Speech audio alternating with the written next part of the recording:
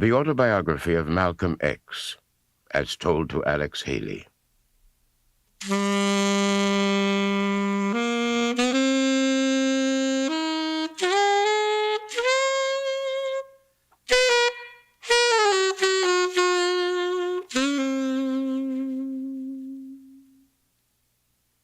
When my mother was pregnant with me, she told me later, a party of hooded Ku Klux Klan riders galloped up to our home in Omaha, Nebraska one night.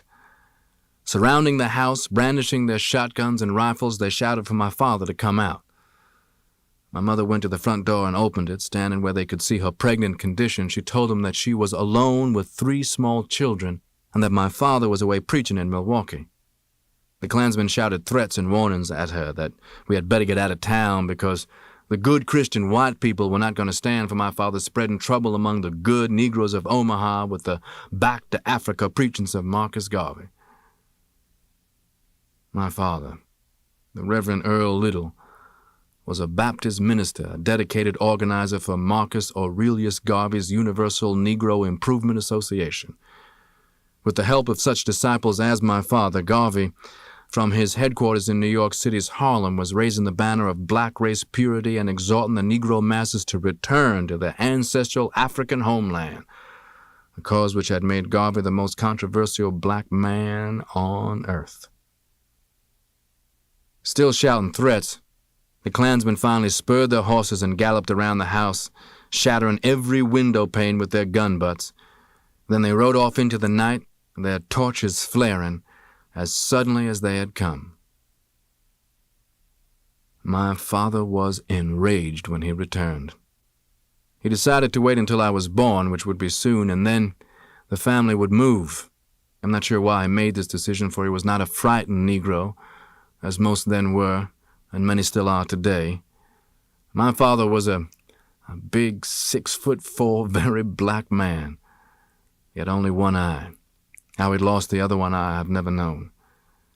He was from Reynolds, Georgia, where he had left school after the 3rd or maybe 4th grade. He believed, as did Marcus Garvey, that freedom, independence, and self-respect could never be achieved by the Negro in America, and that therefore the Negro should leave America to the white man and return to his African land of origin.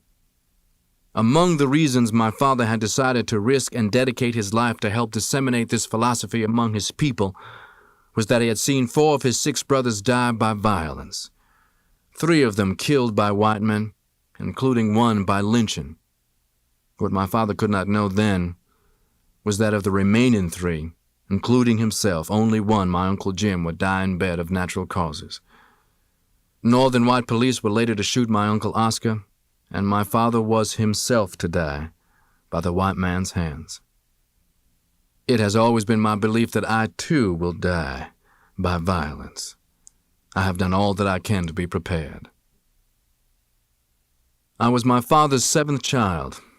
He had 3 children by a previous marriage, Ella, Earl, and Mary, who lived in Boston. He had met and married my mother in Philadelphia, where their first child, my oldest full brother, Wilfred, was born. They moved from Philadelphia to Omaha, where Hilda and then Filbert were born. I was next in line. My mother was 28 when I was born on May 19, 1925, in an Omaha hospital. Then we moved to Milwaukee, where Reginald was born. From infancy, he had some kind of hernia condition which was to handicap him physically for the rest of his life. Louise Little, my mother, who was born in Grenada in the British West Indies, looked like a white woman. Her father was white. She had straight black hair, and her accent did not sound like a Negro's. Of this white father of hers, I know nothing except her shame about it. I remember hearing her say she was glad that she had never seen him. It was, of course, because of him that I got my reddish-brown, marronnic color of skin and my hair of the same color. I was the lightest child in our family. Out in the world later on, in Boston and New York, I was among the millions of Negroes who were insane enough to feel that it was some kind of status symbol to be light-complexioned, that one was actually fortunate to be born thus.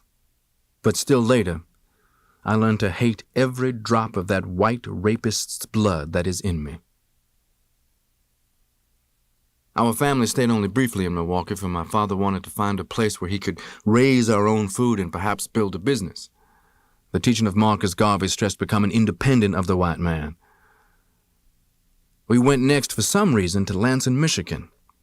My father bought a house, and soon, as had been his pattern, he was doing freelance Christian preaching in the local Negro Baptist churches, and during the week he was roaming about spreading word of Marcus Garvey.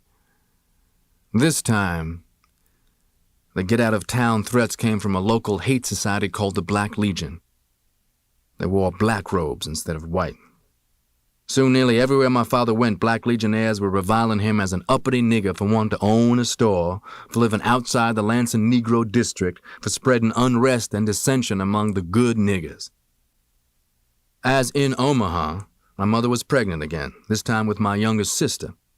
Shortly after Yvonne was born came the Nightmare Night in 1929, my earliest vivid memory. I remember being suddenly snatched awake into a frightening confusion of pistol shots and shouting and smoke and flames.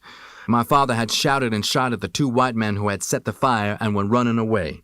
Our home was burning down around us. We were lunging and bumping and tumbling all over each other trying to escape. My mother, with the baby in her arms, just made it into the yard before the house crashed in, showering sparks. I remember we were outside in the night in our underwear, crying and yelling our heads off. The white police and firemen came and stood around watching as the house burned down to the ground. My father prevailed on some of his friends to clothe and house us temporarily. Then he moved us into another house on the outskirts of East Lansing. In those days, Negroes weren't allowed after dark in East Lansing proper. There's where Michigan State University is located. I related all this to an audience of students when I spoke there in January 1963. I told them how East Lansing harassed us so much that we had to move again, this time 2 miles out of town into the country. This is where my father built for us with his own hands a 4-room house.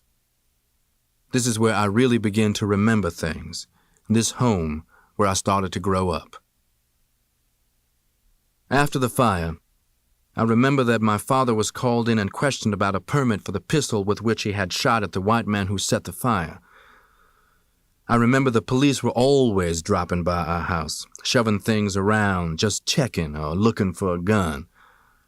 The pistol they were looking for, which they never found, and for which they wouldn't issue a permit, was sewed up inside a pillow. My father's .22 rifle and his shotgun, though, were right out in the open. Everyone had them for hunting birds and rabbits and other game. After that, my memories are of the friction between my father and mother. They seemed to be nearly always at odds. Sometimes my father would beat her. It might have had something to do with the fact that my mother had a pretty good education. Where she got it, I don't know, but an educated woman, I suppose, can't resist the temptation to correct an uneducated man. Every now and then, when she would put those smooth words on him, he would grab her. My father was also belligerent toward all of the children except me. The older ones he would beat almost savagely if they broke any of his rules, and he had so many rules it was hard to know them all. Nearly all my whippings came from my mother. I actually believe that as anti-white as my father was, he was subconsciously so afflicted with the white man's brainwashing of Negroes that he inclined to favor the light ones, and I was his lightest child. Back when I was growing up, the successful Lansing Negroes were such as waiters and bootblacks. To be a janitor at some downtown store was to be highly respected.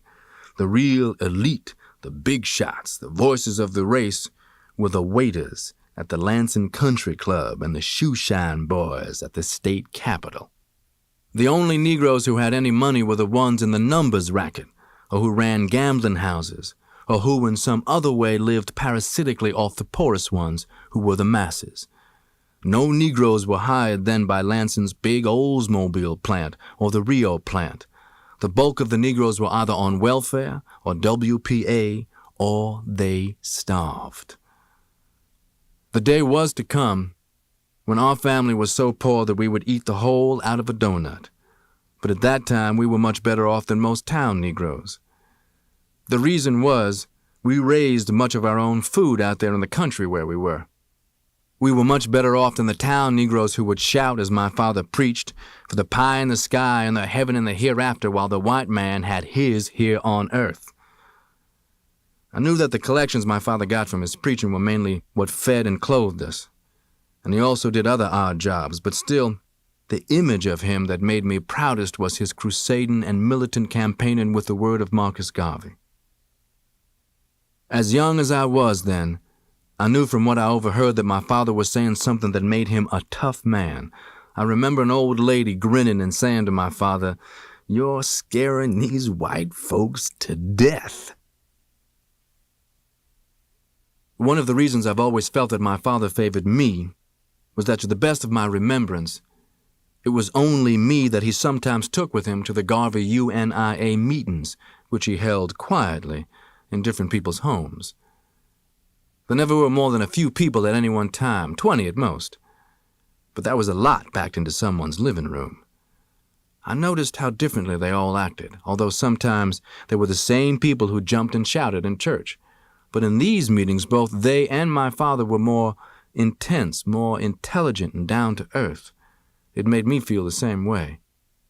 I can remember hearing of Adam driven out of the garden into the caves of Europe, Africa for the Africans, Ethiopians awake.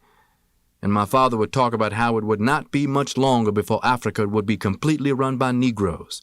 By black men was the phrase he always used. No one knows when the hour of Africa's redemption cometh. It is in the wind. It is coming one day.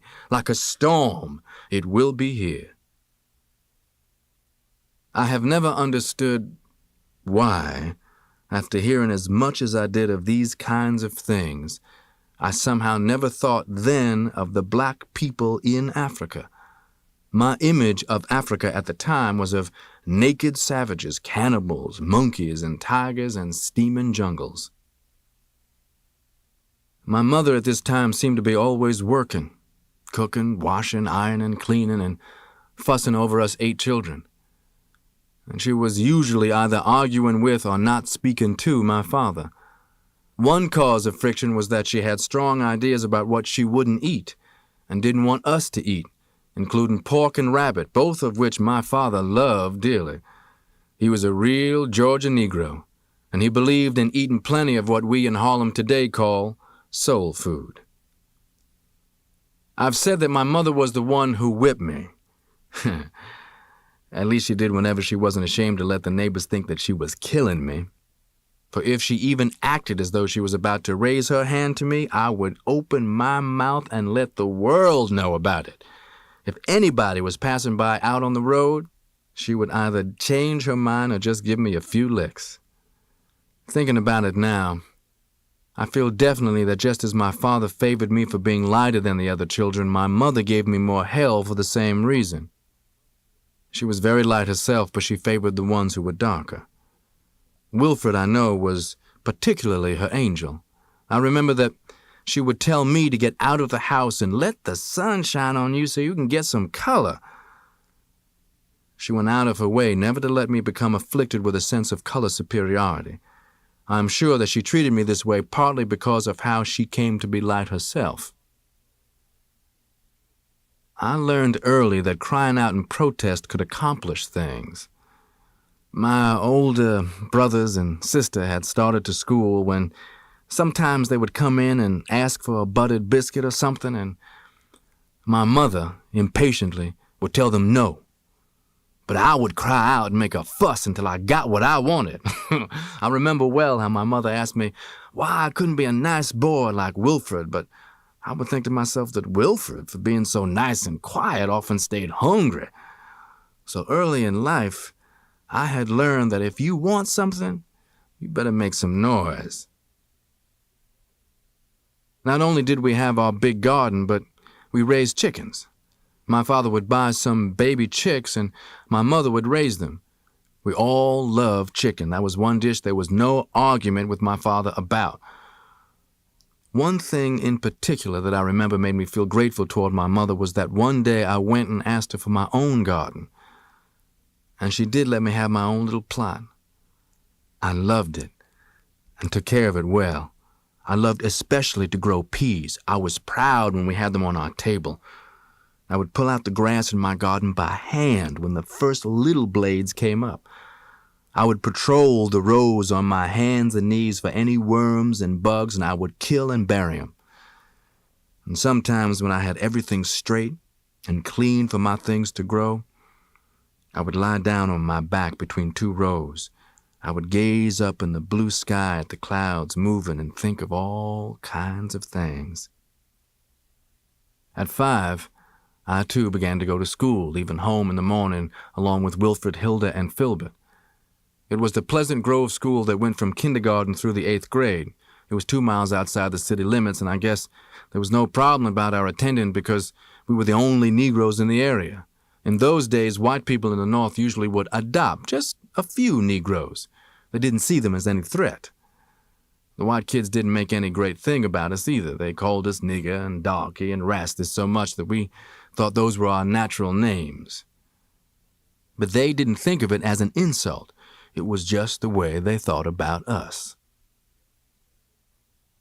One afternoon in 1931, when Wilfred, Hilda, Filbert, and I came home, my mother and father were having one of their arguments.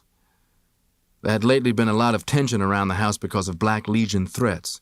Anyway, my father had taken one of the rabbits which we were raising and ordered my mother to cook it. We raised rabbits but sold them to whites.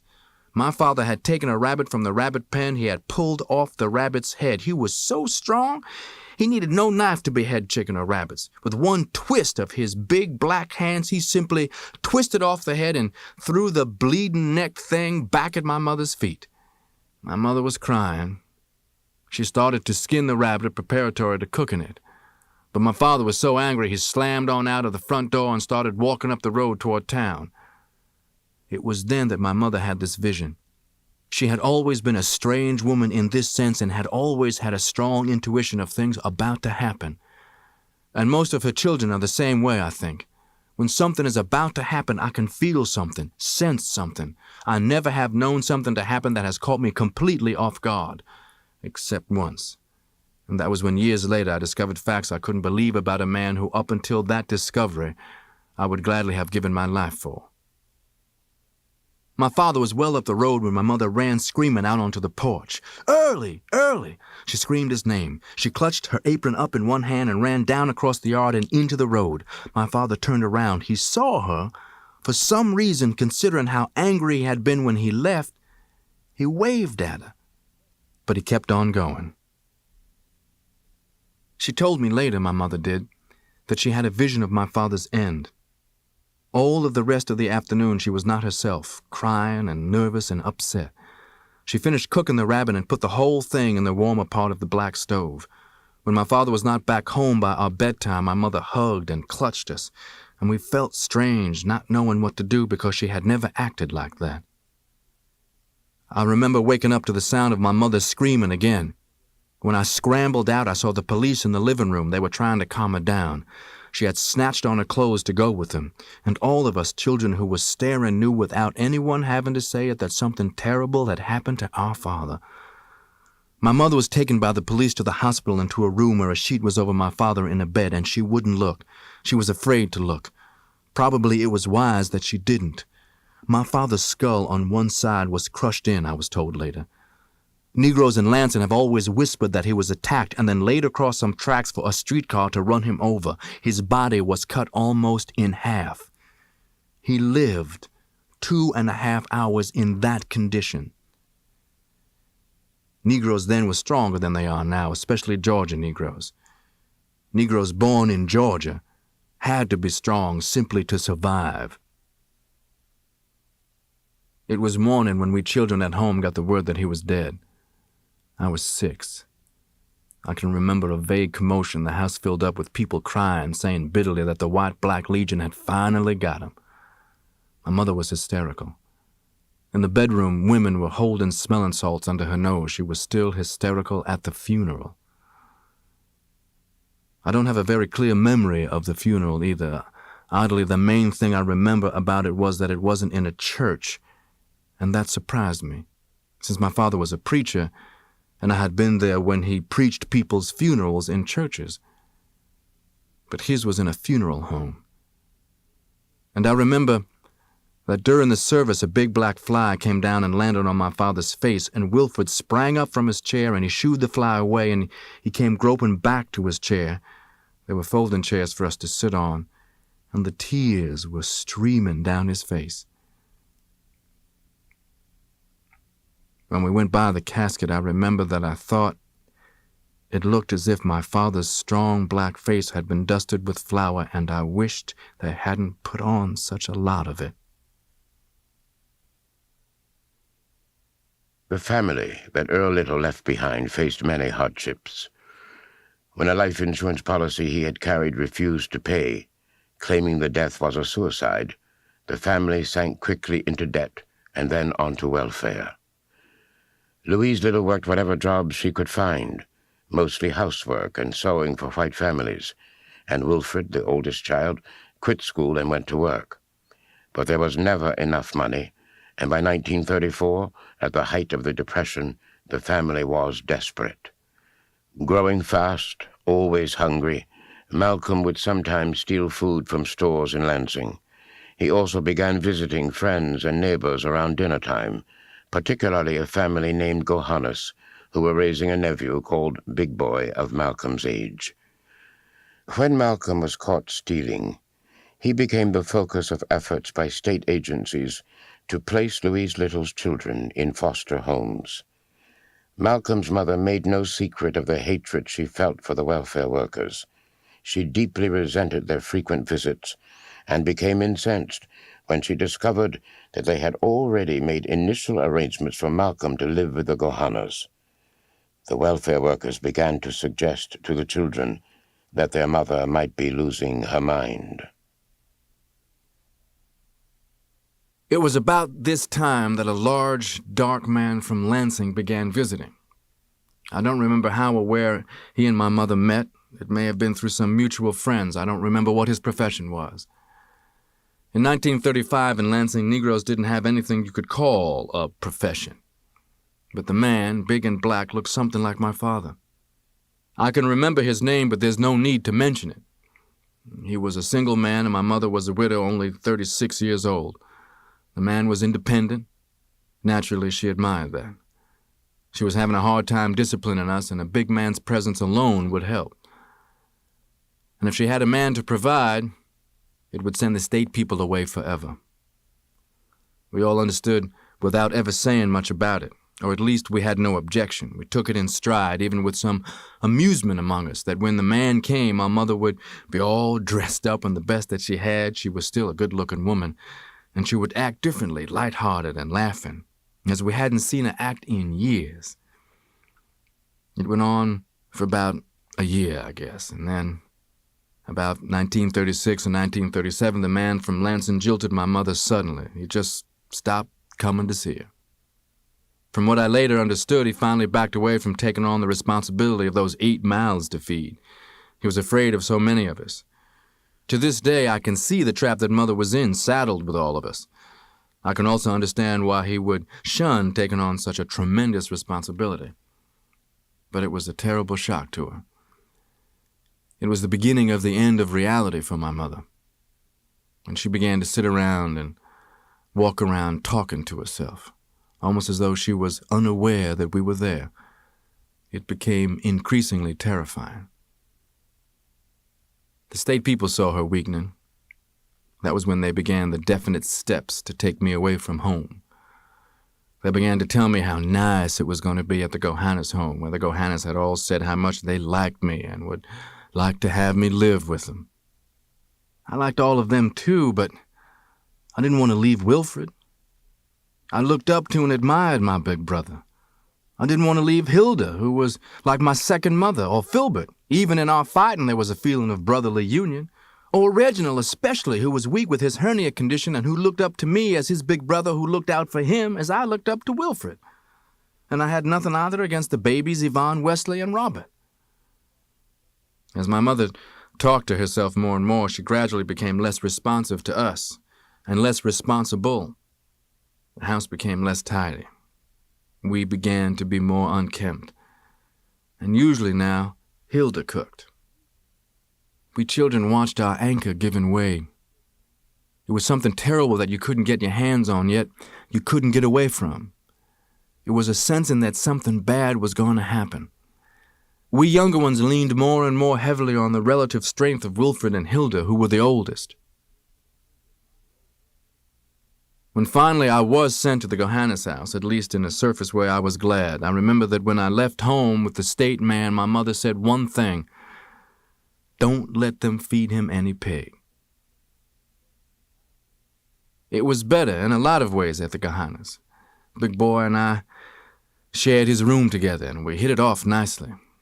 He just wasn't the same as my blood brothers. The Gohannes were very religious people. Big Boy and I attended church with them. They were sanctified holy rollers now. The preachers and congregations jumped even high and shouted even louder than the Baptists I had known.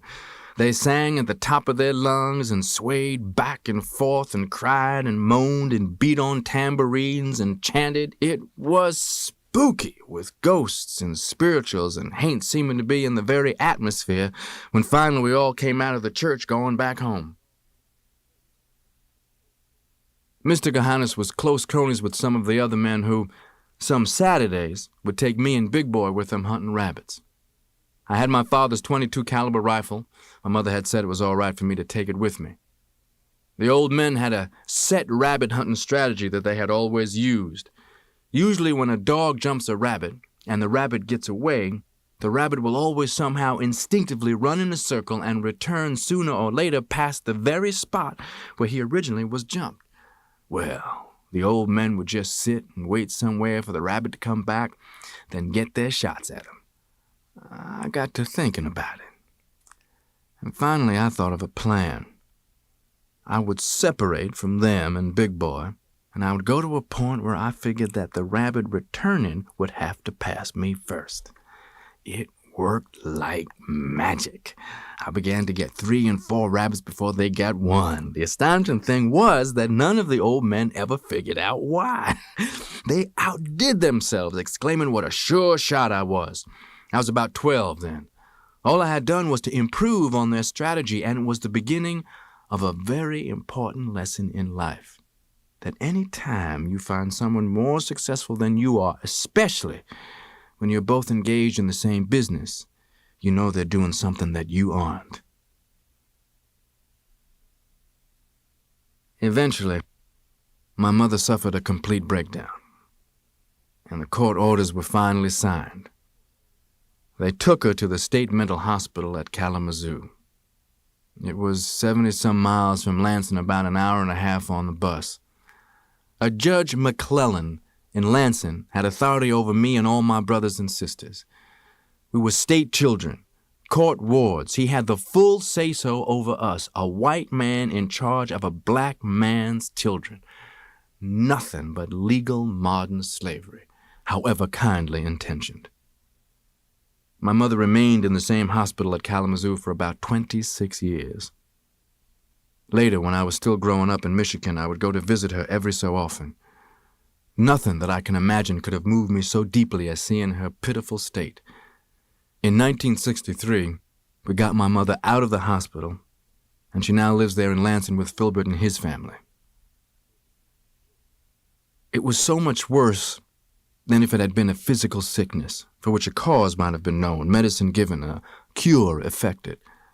Every time I visited her, when finally they led her, a case, a number, back inside from where we had been sitting together, I felt worse. My last visit, when I knew I would never come to see her again, there, was in 1952. I was 27. My brother Filbert had told me that on his last visit she had recognized him somewhat, in spots, he said. But she didn't recognize me at all. She stared at me. She didn't know who I was. Her mind, when I tried to talk, to reach her, was somewhere else. I asked, "Mama, do you know what day it is?" She said, staring, "All the people have gone." I can't describe how I felt. The woman who had brought me into the world and nursed me and advised me and chastised me and loved me didn't know me. It was as if I was trying to walk up the side of a hill of feathers. I looked at her. I listened to her talk. But there was nothing I could do. I truly believe that if ever a state social agency destroyed a family, it destroyed ours. We wanted and tried to stay together. Our home didn't have to be destroyed, but the welfare, the courts, and the doctor gave us the 1, 2, 3 punch, and ours was not the only case of this kind. I knew I wouldn't be back to see my mother again because it could make me a very vicious and dangerous person. Knowing how they had looked at us as numbers and as a case in their book, not as human beings. And knowing that my mother in there was a statistic that didn't have to be, that existed because of a society's failure, hypocrisy, greed, and lack of mercy and compassion. Hence, I have no mercy or compassion in me for a society that will crush people and then penalize them for not being able to stand up under the weight.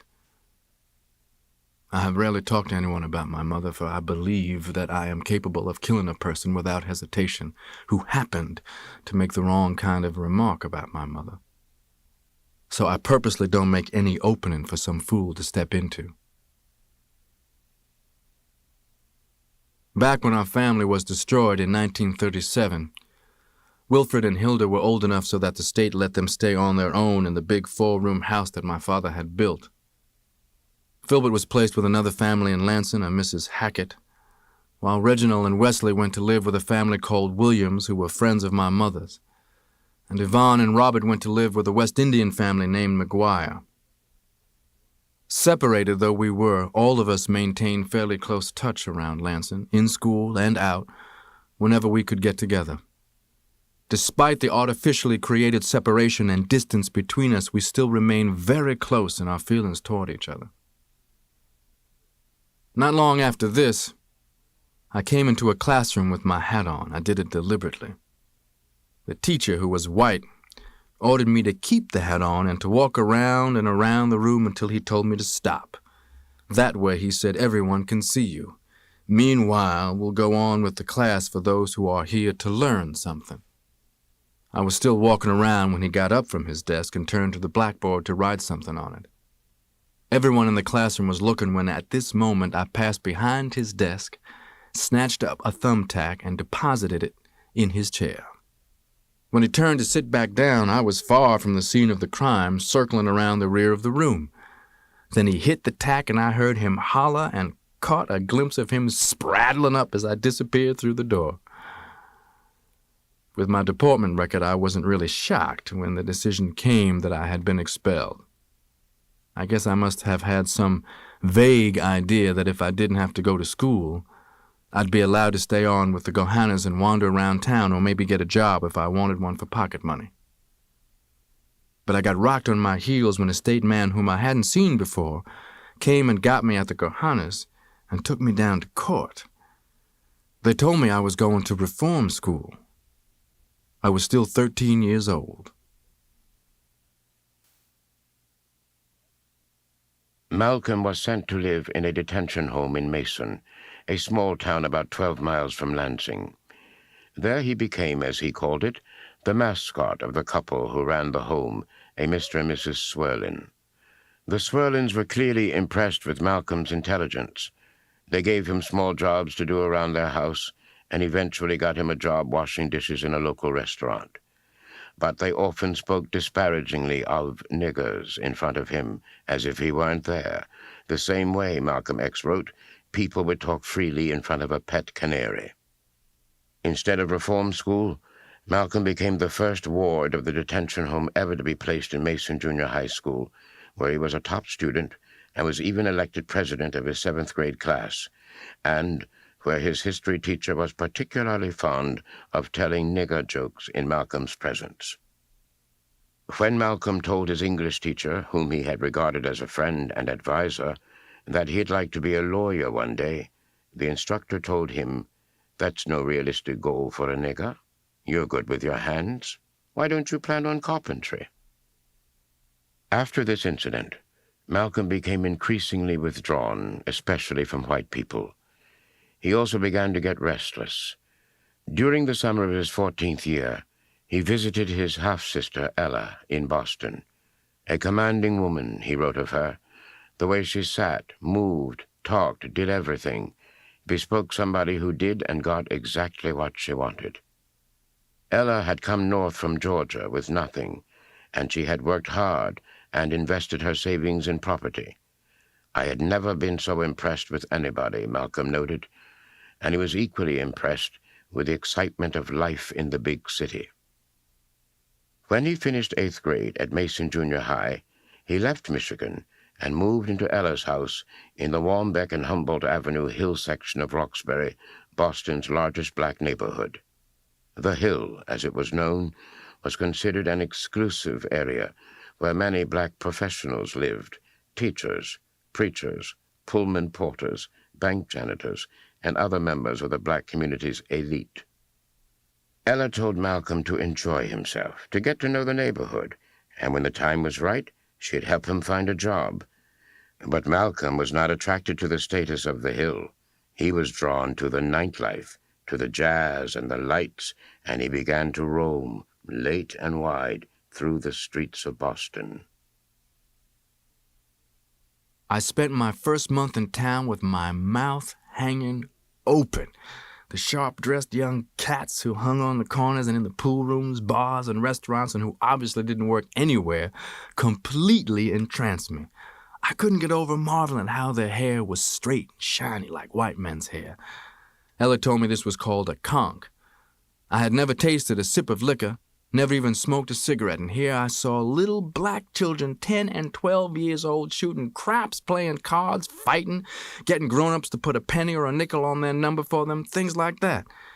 And these children threw around swear words I had never even heard before even, and slang expressions that were just as new to me, such as stud and cat, chick and cool and hip.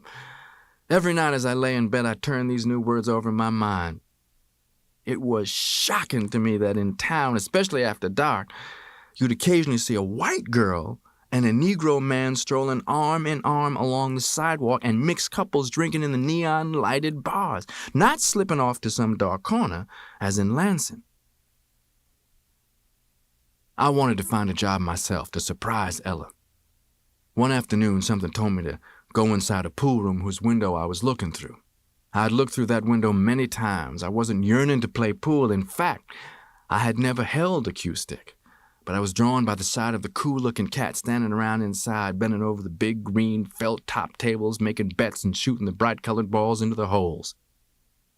As I stared through the window this particular afternoon, something made me decide to venture inside and talk to a dark, stubby, conch-headed fellow who racked up balls for the pool players, whom I'd heard called Shorty. One day, he had come outside and seen me standing there, and he said, "Hi, Red." So that made me figure he was friendly. As inconspicuously as I could, I slipped inside the door and around the side of the pool room, avoiding people, and on to the back where Shorty was filling an aluminum can with the powder that pool players dust on their hands. He looked up at me. Later on, Shorty would enjoy teasing me about how, with that first glance, he knew my whole story. "Man, that cat still smelled country," he'd say, laughing. "Cat's legs were so long, his pants so short, his knees showed, and his head looked like a briar patch." But that afternoon, Shorty didn't let it show in his face how country I'd appeared when I told him I'd appreciate it if he'd tell me how could somebody go about getting a job like his. "If you mean racking up balls," said Shorty, "I don't know of no pool joints around here needing anybody."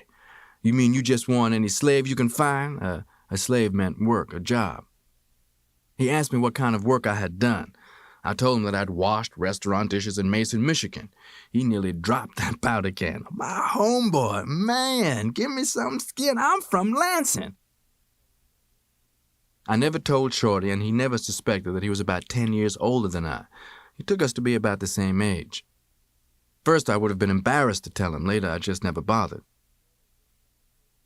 Shorty had dropped out of first-year high school in Lansing, lived a while with an uncle and aunt in Detroit, and had spent the last 6 years living with his cousin in Roxbury. But when I mentioned the names of Lansing people and places, he remembered many, and pretty soon we sounded as if we had been raised in the same block. I could sense Shorty's genuine gladness, and I don't have to say how lucky I felt to find a friend as hip as he obviously was. "Man, this is a swinging town if you dig it," Shorty said. "You're my homeboy. I'm going to school you to the happenings." I stood there and grinned like a fool. "You got to go anywhere now?" "Well, stick around until I get off." One thing I liked immediately about Shorty was his frankness. When I told him where I lived, he said what I already knew, that nobody in town could stand the hill Negroes. But he thought a sister who gave me a pad, not charging me rent, not even running me out to find some slave, couldn't be all bad. Shorty's slave in the pool room, he said, was just to keep ends together while he learned his horn. A couple of years before, he'd hit the numbers and bought a saxophone. "Got it right here in the closet now for my lesson tonight." Shorty was taking lessons with some other studs, and he intended one day to organize his own small band. "There's a lot of bread to be made gigging right around here in Roxbury," Shorty explained to me. "I don't dig joining some big band one night and all over just to say I played with Count or Duke or somebody." I thought that was smart. I wished I had studied a horn, but I'd never been exposed to one. Through the afternoon, Shorty introduced me to players and loungers. "My homeboy," he'd say. "He's looking for a slave if you hear anything." They all said they'd look out. At 7 o'clock, when the night ball racket came on, Shorty told me he had to hurry to a saxophone lesson. But before he left, he held out to me the $6 or $7 he had collected that day in nickel and dime tips. "You got enough bread, homeboy?" I was okay, I told him. I had $2. But Shorty made me take 3 more. "A little fattening for your pocket," he said. Before we went out, he opened his saxophone case and showed me the horn. It was gleaming brass against the green velvet, an alto sax. He said, "Keep cool, homeboy, and come back tomorrow. Some of the cats will turn you up a slave." Malcolm's first big city job was shining shoes at the Roseland State Ballroom. Besides dancers and drunks, he shined the shoes of Count Basie, Duke Ellington, Cootie Williams, Lionel Hampton, and many other famous musicians who played the Roseland. He also learned his first hustles there, setting up white customers with black whores and selling liquor and reefers on the side. Shorty showed Malcolm the wonders of buying on credit. Malcolm bought his first zoot suit, and when his hair grew long enough, Shorty decided it was time for Malcolm's first conch. I took the little list of ingredients he had printed out for me and went to a grocery store where I got a can of Red Devil Lye, 2 eggs, and 2 medium-sized white potatoes. Then at a drugstore near the pool room, I asked for a large jar of Vaseline, a large bar of soap, a large tooth comb, and a fine tooth comb, one of those rubber hoses with a metal spray head, a rubber apron, and a pair of gloves.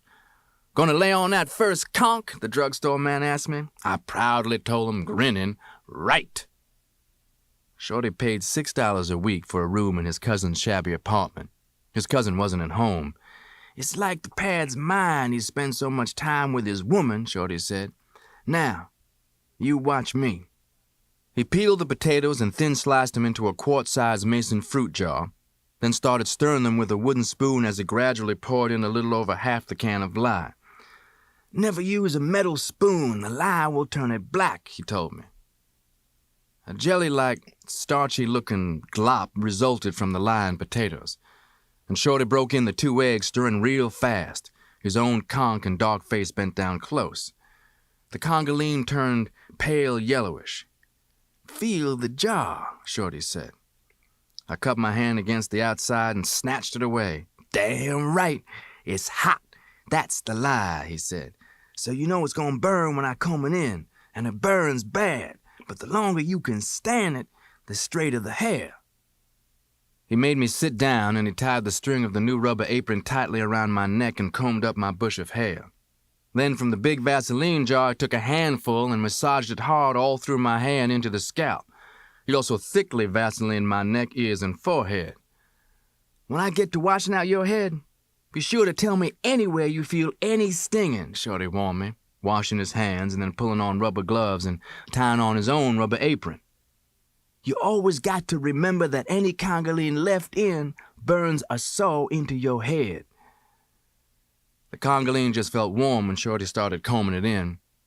But then my head caught fire. I gritted my teeth and tried to pull the sides of the kitchen table together. The comb felt as if it was raking my skin off. My eyes watered, my nose was running. I couldn't stand it any longer. I bolted to the wash basin. I was cursing Shorty with every name I could think of when he got the spray going and started soap lathering my head. He lathered and spray rinsed maybe 10 or 12 times, each time gradually closing the hot water faucet until the rinse was cold, and that helped some. "You feel any stinging spots?" "No," I managed to say. My knees were trembling. "Sit back down, then. I think we got it all out okay." The flame came back as Shorty, with a thick towel, started drying my head, rubbing hard. "Easy, man, easy," I kept shouting. First time's always the worst. You get used to it better before long. "You took it real good, homeboy. You got a good conk." When Shorty let me stand up and see in the mirror, my hair hung down in limp, damp strands. My scalp still flamed, but not as badly. I could bear it. He draped the towel around my shoulders over my rubber apron and began again vaselining my hair. I could feel him combing, straight back, first the big comb, then the fine-toothed one. Then he was using a razor very delicately on the back of my neck, then finally shaping the sideburns. My first view in the mirror blotted out the hurtin'. I'd seen some pretty conks, but when it's the first time on your own head, the transformation after a lifetime of kinks is staggering. The mirror reflected Shorty behind me. We both were grinning and sweating, and on top of my head was this thick, smooth sheen of shining red hair, real red, as straight as any white man's. How ridiculous I was. Stupid enough to stand there simply lost in admiration of my hair now looking white, reflected in the mirror in Shorty's room. I vowed that I'd never again be without a conk, and I never was for many years. This was my first really big step towards self-degradation. When I endured all that pain, literally burning my flesh to have it look like a white man's hair, I had joined that multitude of Negro men and women in America who are so brainwashed into believing that black people are inferior and white people are superior that they will even violate and mutilate their God-created bodies to try to look pretty by white standards. Malcolm moved easily into the hip city life of the Boston ghetto. He spoke the jive, drank the liquor, smoked the reefers and cigarettes, and he learned to dance. Lindy hopping was the craze of the day, and Malcolm became a Lindy hopping star. At 16, he acquired the ultimate black hipster status symbol, a white woman. Sophia, as he called her, it was not her real name, was vague about her background, but she was clearly well off and infatuated with black men, especially Malcolm. For months, he paraded her through the black bars and clubs. Through his sister Ella, Malcolm landed a new job selling sandwiches on the Yankee Clipper, the train that ran from Boston to New York. And in New York, he discovered Harlem, the fabulous nightlife that dwarfed what he had known in Boston, the hookers, pimps, and con artists who made up what Malcolm called the Technicolor Bazaar, that stretched along Lenox between 7th and 8th Avenues, the Apollo Theater, and the Savoy Ballroom, the bar at the Braddock Hotel, where the great black musicians congregated, Dizzy Gillespie, Billy Eckstine, Billie Holiday, Ella Fitzgerald, Dinah Washington. Malcolm dreamed of becoming part of it, and shortly after his 17th birthday, he made the move. He found a job in the center of the action as a day waiter at Small's Paradise, one of Harlem's hippest bars. Every day in Small's Paradise Bar was fascinating to me, and from a Harlem point of view, I couldn't have been in a more educational situation. Some of the ablest of New York's black hustlers took a liking to me, and knowing that I was still green by their terms, soon began in a paternal way to straighten Red out. Their methods would be indirect. A dark, businessman-looking West Indian often would sit at one of my tables. One day when I brought his beer, he said, "Red, hold still a minute." He went over me with one of those yellow tape measures and jotted figures in his notebook. When I came to work the next afternoon, one of the bartenders handed me a package. It was an expensive, dark blue suit, conservatively cut. The gift was thoughtful and the message was clear. The bartenders let me know that this customer was one of the top executives of the fabulous 40 Thieves gang. That was the gang of organized boosters who would deliver to order in one day COD any kind of garment you desired. You would pay about 1/3 the store's price. Plainclothes detectives soon were quietly identified to me by a nod, a wink. Knowing the law in the area was elementary for the hustlers, and like them in time I would learn to sense the presence of any police types.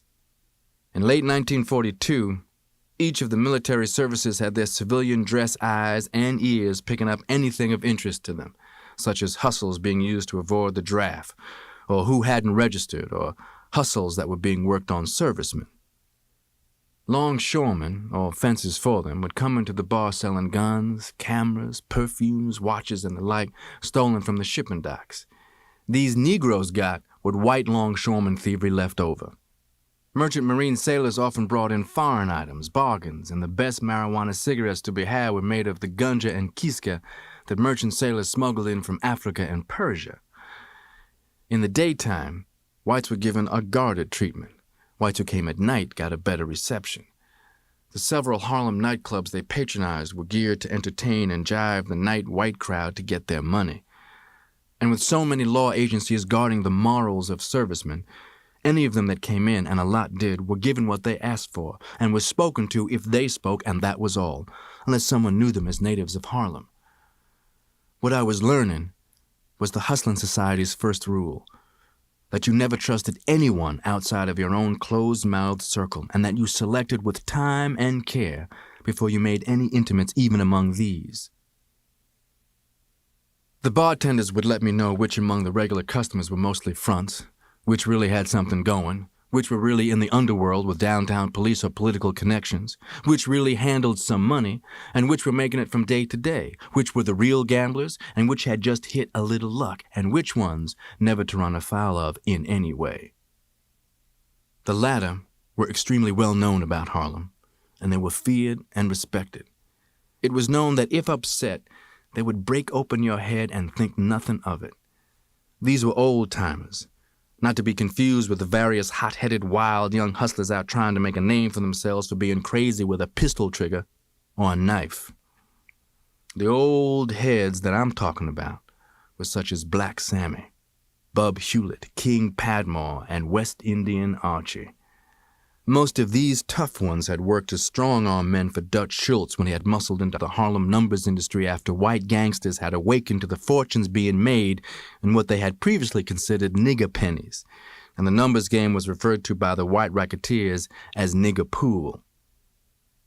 Those tough Negroes' heyday had been before the big 1931 Seabury investigation that started Dutch Schultz on the way out, until his career ended with his 1934 assassination. I heard stories of how they had persuaded people with lead pipes, wet cement, baseball bats, brass knuckles, fists, feet, and blackjacks. Nearly every one of them had done some time and had come back on the scene and since had worked as top runners for the biggest bankers who specialized in large bettors. There seemed to be an understanding that these Negroes and the tough black cops never clashed. I guess both knew that someone would die. They had some bad black cops in Harlem, too. The 4 horsemen that worked Sugar Hill, I remember the worst one had freckles. There was a tough quartet. The biggest, blackest, worst cop of them all in Harlem was the West Indian Brisbane. Negroes crossed the street to avoid him when he walked his 125th Street and 7th Avenue beat. When I was in prison, someone brought me a story that Brisbane had been shot to death by a scared, nervous young kid who hadn't been up from the South long enough to realize how bad Brisbane was. The world's most unlikely pimp was Cadillac Drake. He was shiny, bald-headed, built like a football. He used to call his huge belly the Chippy's playground. Cadillac had a string of about a dozen of the stringiest, scrawniest black and white street prostitutes in Harlem. Just about the complete opposite of Cadillac was the young, smooth, independent acting pimp, Sammy the Pimp. Sammy and I became in time each other's closest friend. Sammy, who was from Kentucky, was a cool, collected expert in his business, and his business was women. Like Cadillac, he too both had black and white women out making his living. But Sammy's women, who would come into Smalls sometimes looking for him to give him money and have him buy them a drink, were about as beautiful as any prostitutes who operated anywhere, I'd imagine. There was a big fat pimp we called Dollar Bill. He loved to flash his Kansas City roll, probably 50 $1 bills folded with a 20 on the inside and a $100 bill on the outside. We always wondered what Dollar Bill would do if someone ever stole his $100 cover. A man who, in his prime, could have stolen Dollar Bill's whole roll blindfolded was threadbare, comic old Few Clothes. Few Clothes had been one of the best pickpockets in Harlem back when the white people swarmed up every night in the 1920s. But then during the Depression, he had contracted a bad case of arthritis in his hands. His finger joints were knotted and gnarled so that it made people uncomfortable to look at them. Rain, sleet, or snow, every afternoon about 6, Few Clothes would be at Smalls, telling tall tales about the old days. And it was one of the day's rituals for one or another regular customer to ask the bartender to give him drinks, and me to feed him. My heart goes out to all of us who were in those afternoons at Smalls and acted our scene with Few Clothes. I wish you could have seen him, pleasantly high with drinks, take his seat with dignity, no begging, not on anybody's welfare, and open his napkin and study the day's menu that I gave him and place his order. I'd tell the cooks it was for Few Clothes and he'd get the best in the house. I'd go back and serve it as though he were a millionaire. Many times since, I've thought about it and what it really meant.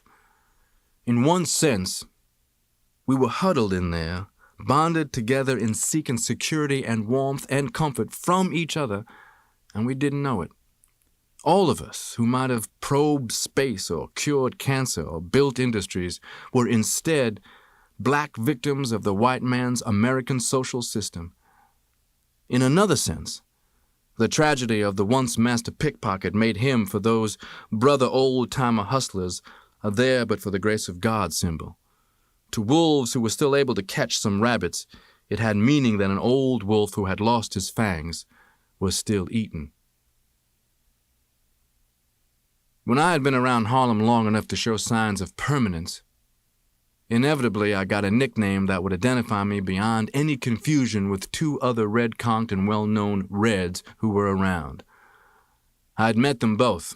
In fact, later on I'd worked with them both. One, St. Louis Red, was a professional armed robber.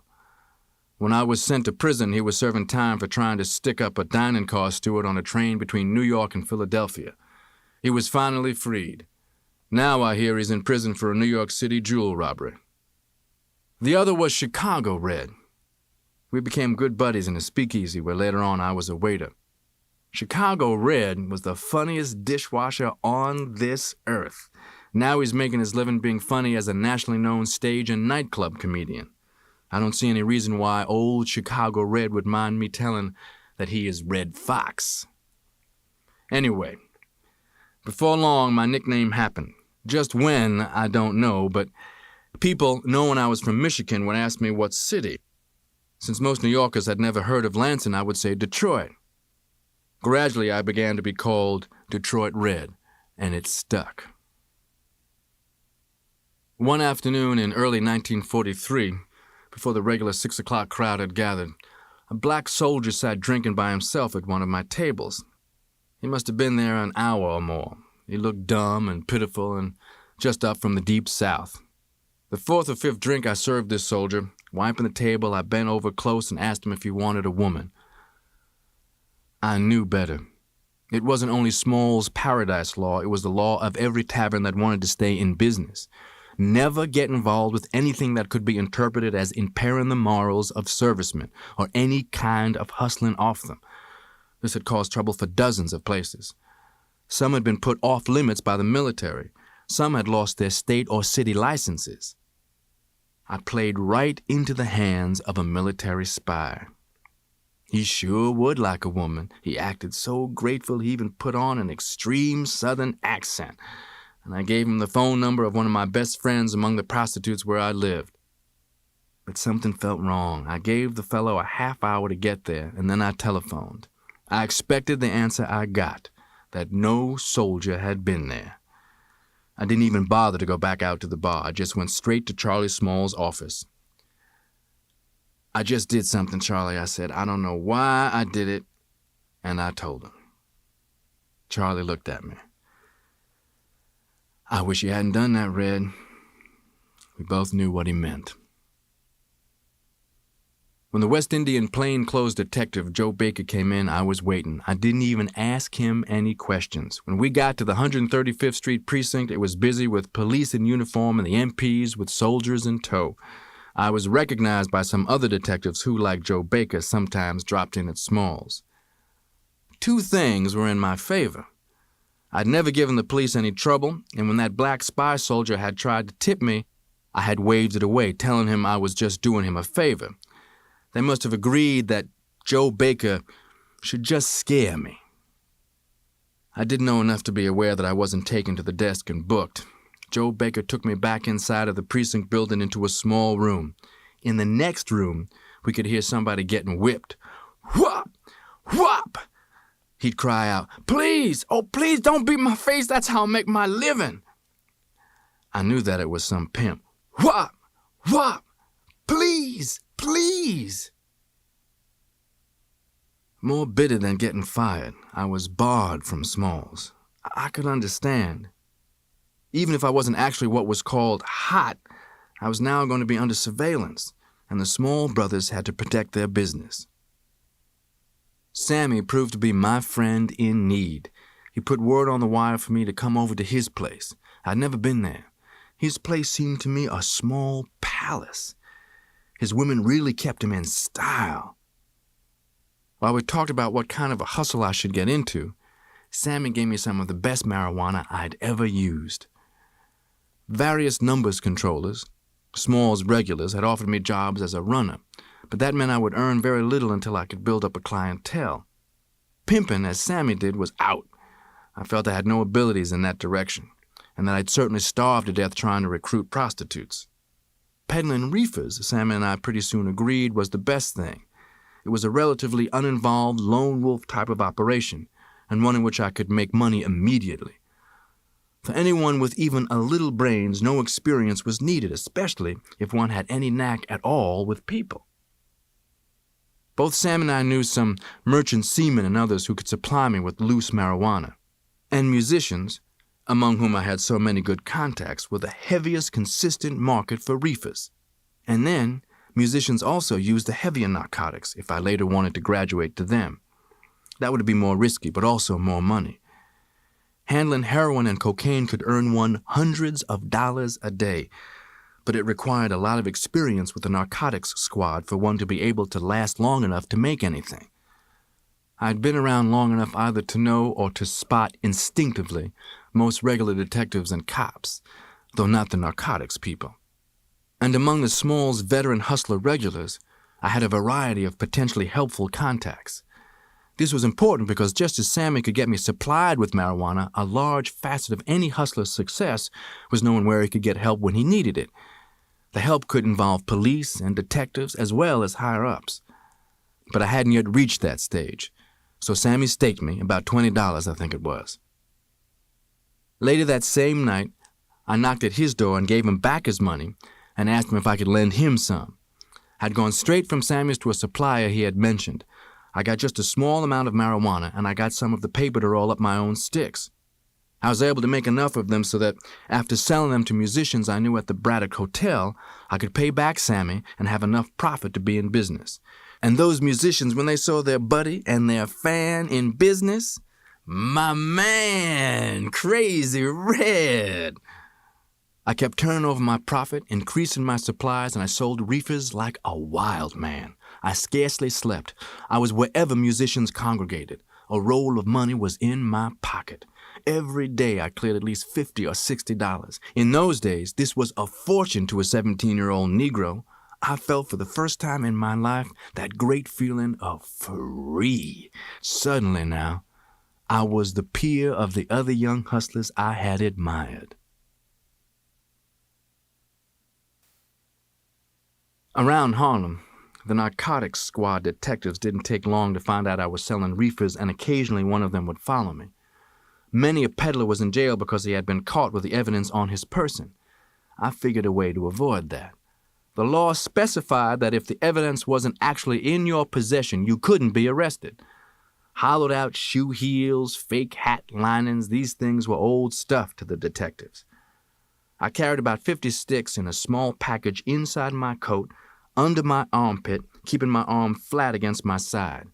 Moving about, I kept my eyes open. If anybody looked suspicious, I'd quickly cross the street or go through a door or turn a corner, loosening my arm enough to let the package drop. At night, when I usually did my selling, any suspicious person wouldn't be likely to see the trick. If I decided I had been mistaken, I'd go back and get my sticks. However, I lost many a stick this way. Sometimes I knew I had frustrated a detective, and I kept out of the courts. One morning, though, I came in and found signs that my room had been entered. I knew it had been detectives. I'd heard too many times how if they couldn't find any evidence, they would plant some, where you would never find it, then they'd come back in and find it. I didn't even have to think twice what to do. I packed my few belongings and never looked back. When I went to sleep again, it was in another room.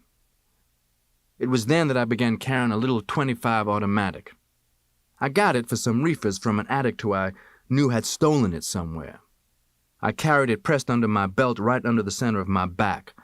Someone had told me that the cops never hit there in a routine pat-and down, and unless I knew who I was with, I never allowed myself to get caught in any crush of people.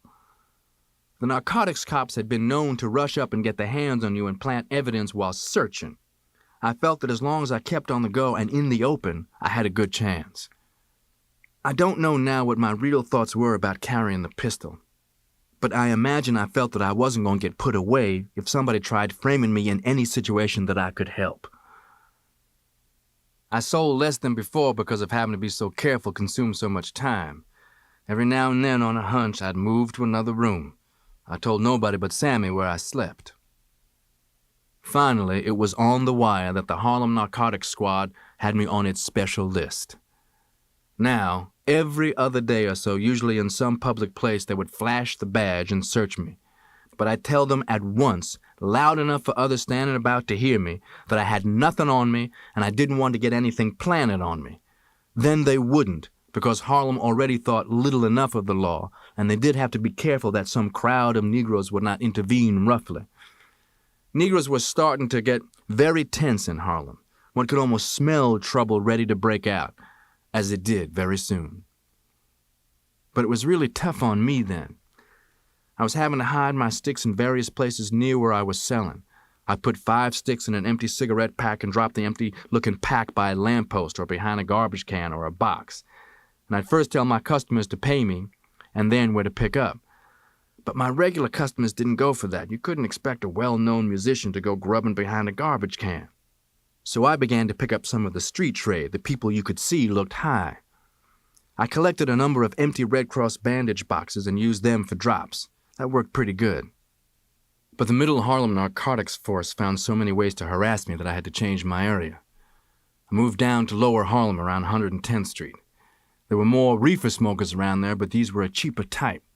This was the worst of the ghetto, the poorest people, the ones who in every ghetto kept themselves narcotized to keep from having to face their miserable existence. I didn't last long down there either. I lost too much for my product. After I sold to some of those reefer smokers who had the instincts of animals, they followed me and learned my pattern. They'd dart out of a doorway, I'd drop my stuff, and they would be on it like a chicken on corn. When you become an animal, a vulture in the ghetto, as I had become, you enter a world of animals and vultures. It becomes truly the survival of only the fittest. Soon I found myself borrowing little stakes from Sammy, from some of the musicians, enough to buy supplies, enough to keep high myself, enough sometimes just to eat. Then Sammy gave me an idea. "Red, you still got your old railroad identification?" I did have it. They hadn't taken it back. "Well, why don't you use it to make a few runs until the heat cools?" He was right. I found that if you walked up and showed a railroad line's employee identification card, The conductor, even a real cracker if you approached him right, not begging, would just wave you aboard. And when he came around, he would punch you one of those little coach seat slips to ride wherever the train went. The idea came to me that this way I could travel all over the East Coast selling reefers among my friends who were on tour with their bands. I had the New Haven identification. I worked a couple of weeks for other railroads to get their identification, and then I was set. In New York, I rolled and packed a great quantity of sticks and sealed them into jars. The identification card worked perfectly. If you persuaded the conductor you were a fellow employee who had to go home on some family business, he just did the favor for you without a second thought. Most whites don't give a Negro credit for having sense enough to fool them, or nerve enough. I'd turn up in towns where my friends were playing. Red! I was an old friend from home. In the sticks, I was somebody from the Braddock Hotel. My man, Daddy-O! And I had Big Apple reefers. Nobody had ever heard of a traveling reefer peddler. I followed no particular band. Each band's musicians knew the other band's one-nighter touring schedules. When I ran out of supplies, I'd return to New York and I'd load up, then hit the road again. Auditoriums or gymnasiums all lighted up, the band's chartered bus outside, the dressed-up, excited local dancers pouring in. At the door, I'd announce that I was some bandman's brother. In most cases, they thought I was one of the musicians. Throughout the dance, I'd show the country folks some plain and fancy lindy hopping. Sometimes I'd stay overnight in a town. Sometimes I'd ride the band's bus to the next stop. Sometimes back in New York, I would stay a while. Things had cooled down. Word was around that I had left town, and the narcotics squad was satisfied with that. In some of the small towns, people thinking I was with the band even mobbed me for autographs. Once in Buffalo, my suit was nearly torn off. My brother Reginald was waiting for me one day when I pulled into New York. The day before, his merchant ship had put into port over in New Jersey. Thinking I still worked at Small's, Reginald had gone there, and the bartenders had directed him to Sammy, who put him up. It felt good to see my brother. It was hard to believe that he was once the little kid who tagged after me. Reginald now was almost 6 feet tall, but still a few inches shorter than me. His complexion was darker than mine, but he had greenish eyes and a white streak in his hair, which was otherwise dark reddish, something like mine. I took Reginald everywhere, introducing him. Studying my brother, I liked him. He was a lot more self-possessed than I had been at 16. I didn't have a room right at the time, but I had some money, so did Reginald, and we checked into the St. Nicholas Hotel on Sugar Hill. It has since been torn down. Reginald and I talked all night about the Lansing years, about our family. I told him things about our father and mother that he couldn't remember. Then Reginald filled me in on our brothers and sisters. Wilfred was a trade instructor at Wilberforce University. Hilda, still in Lansing, was talking of getting married, so was Filbert. Reginald and I were the next two in line, and Yvonne, Wesley, and Robert were still in Lansing in school. Reginald and I laughed about Filbert, who the last time I had seen him had gotten deeply religious. He wore one of those round straw hats. Reginald's ship was in for about a week getting some kind of repairs on its engines. I was pleased to see that Reginald, though he said little about it, admired my living by my wits. Reginald dressed a little too loudly, I thought. I got a reefer customer of mine to get him a more conservative overcoat and suit. I told Reginald what I had learned, that in order to get something, you had to look as though you already had something. Before Reginald left, I urged him to leave the Merchant Marine and I would help him get started in Harlem. I must have felt that having my kid brother around me would be a good thing. Then there would be two people I could trust. Sammy was the other. Reginald was cool. At his age, I would have been willing to run behind the train to get to New York and to Harlem. But Reginald, when he left, said, I'll think about it. Not long after Reginald left, I dragged out the wildest zoot suit in New York. This was 1943. The Boston Draft Board had written me at Ella's, and when they had no results there, had notified the New York Draft Board, and in care of Sammy, I received Uncle Sam's greetings. In those days, only 3 things in the world scared me: jail, a job, and the Army. I had about 10 days before I was to show up at the induction center. I went right to work. The Army intelligence soldiers, those black spies in civilian clothes, hung around in Harlem with their ears open for the white man downtown. I knew exactly where to start dropping the word. I started noising around that I was frantic to join the Japanese army. When I sensed that I had the ears of the spies, I would talk and act high and crazy. A lot of Harlem hustlers actually had reached that state, as I would later. It was inevitable when one had gone long enough on heavier and heavier narcotics and under the steadily tightening vice of the hustling life. I'd snatch out and read my greetings aloud to make certain they heard who I was and when I'd report downtown. This was probably the only time my real name was ever heard in Harlem in those days. The day I went down there, I costumed like an actor. With my wild zoot suit, I wore the yellow knob-toe shoes, and I frizzled my hair up into a reddish bush of conch. I went in, skipping and tipping, and I thrust my tattered greetings at the reception desk's white soldier. Crazy, oh, daddy-o, get me moving. I can't wait to get in that brown. Very likely that soldier hasn't recovered from me yet. They had their wire on me from uptown, all right, but they still put me through the line. In that big starting room were 40 or 50 other prospective inductees. The room had fallen vacuum quiet with me running my mouth a mile a minute, talking nothing but slang. I was going to fight on all fronts. I was going to be a general, man, before I got done. Such talk as that. Most of them were white, of course. The tender-looking ones appeared ready to run from me. Some others had that vinegary, worst kind of nigger look, and a few were amused seeing me as the Harlem jigaboo archetype. Also amused were some of the room's 10 or 12 Negroes. But the stony-faced rest of them looked as if they were ready to sign up to go off killing somebody. They would have liked to start with me. The line moved along. Pretty soon, stripped to my shorts, I was making my eager-to-join comments in the medical examination rooms, and everybody in the white coats that I saw had 4F in his eyes. I stayed in the line longer than I expected before they siphoned me off. One of the white coats accompanied me around a turning hallway. I knew we were on the way to a head shrinker, the Army psychiatrist. The receptionist there was a Negro nurse. I remember she was in her early 20s and not bad to look at. She was one of those Negro firsts.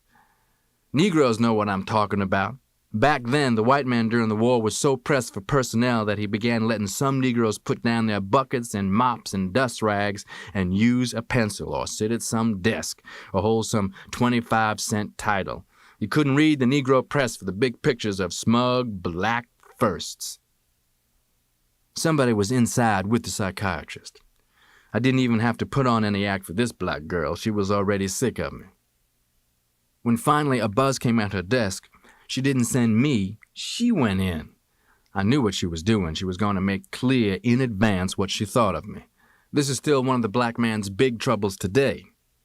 Some of those so-called upper-class Negroes are so busy trying to impress on the white man that they are different from those others, that they can't see that they are only helping the white man to keep his low opinion of all Negroes. And then, with her prestige in the clear, she came out and nodded to me to go in. I must say this for that psychiatrist. He tried to be objective and professional in his manner. He sat there and doodled with his blue pencil on a tablet, listening to me spiel to him for 3 or 4 minutes before he got a word in. His tack was quiet questions, to get at why I was so anxious. I didn't rush him. I circled and hedged, watching him closely, to let him think he was pulling what he wanted out of me. I kept jerking around backward as though somebody might be listening. I knew I was going to send him back to the books to figure out what kind of case I was. Suddenly, I sprang up and peeped under both doors, the one I'd entered and another that probably was a closet, and then I bent and whispered fast in his ear, "Daddy-o, now, you and me, we're from up north here, so don't you tell nobody. I want to get sent down south. Organize them nigger soldiers, you dig? Steal us some guns and kill up some crackers." That psychiatrist's blue pencil dropped and his professional manner fell off in all directions. He stared at me as if I were a snake's egg hatching, fumbling for his red pencil. I knew I had him. I was going back out past Miss First when he said, "That will be all." A 4F card came to me in the mail, and I never heard from the Army anymore and never bothered to ask why I was rejected. Malcolm's career as a traveling reefer salesman came to an abrupt end when he pulled a gun on another railroad worker in a poker game dispute at Grand Central Station. He was blackballed by the railroads and banned from the station by the police.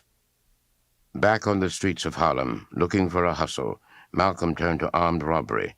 He keyed himself up for jobs with drugs and stayed high the rest of the time to keep from getting nervous. Sometimes he worked alone, sometimes with Sammy the pimp. Reginald came to town again, and this time Malcolm convinced him to stay.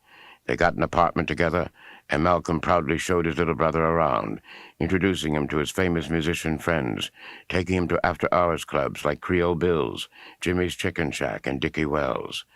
After the rest of New York had closed for the night, these spots would still be jumping, packed tight with white people out to get a taste of Harlem. Malcolm was playing the numbers heavily at this time, placing his bets with West Indian Archie, one of Harlem's legendary bad guys, a former strong-arm for Dutch Schultz. Archie was a natural for the numbers racket. He had a photographic memory, so he never had to write the numbers down. The police would never catch Archie carrying betting slips. Forced to lay low following a robbery attempt that went bad, Malcolm became a steerer for a Harlem madam, picking up and delivering her wealthy white clientele, many of them rich, influential, famous men who wanted bizarre sexual experiences with black hookers. Malcolm came to know the flesh trade well. He also steered occasionally for a white lesbian who ran a stable of black male prostitutes catering exclusively to white women.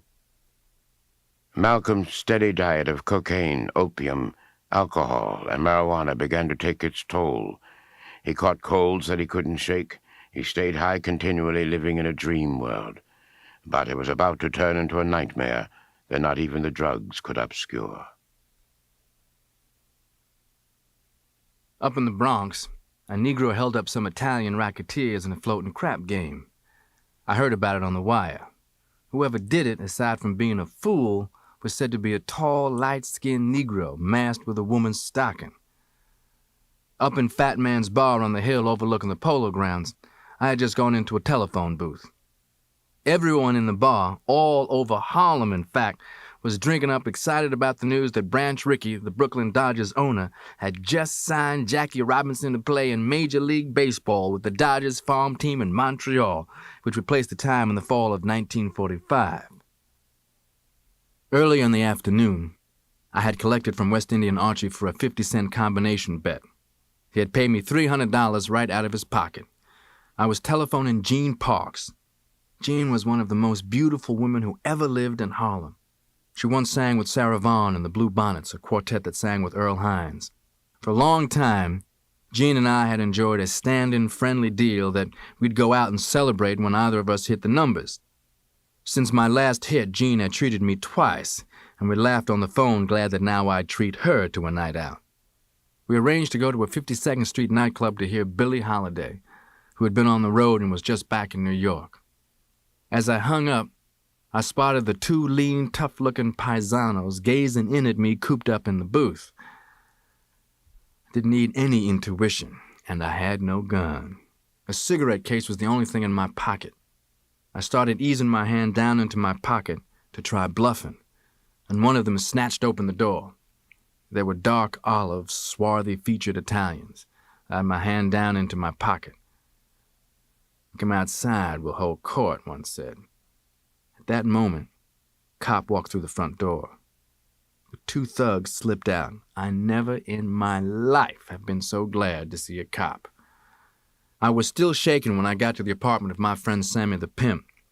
He told me that not long before, West Indian Archie had been there looking for me. Sometimes recalling all of this, I don't know, to tell the truth, how I am alive to tell it today. They say God takes care of fools and babies. I've so often thought that Allah was watching over me. Through all of this time in my life, I really was dead. Mentally dead. I just didn't know that I was. Anyway, to kill time, Sammy and I sniffed some of his cocaine until the time came to pick up Gene Parks to go down and hear Lady Day. Sammy's having told me about West Indian Archie looking for me didn't mean a thing. Not right then. There was the knocking at the door. Sammy, lying on his bed in pajamas and bathrobe, called, "Who?" When West Indian Archie answered, Sammy slid the round, two-sided shaving mirror under the bed, with what little of the cocaine powder, or crystals actually, was left, and I opened the door. To keep listening to this audiobook, I've left you a link in the description so you can do it, at no cost thanks to Audible's 30-day free trial.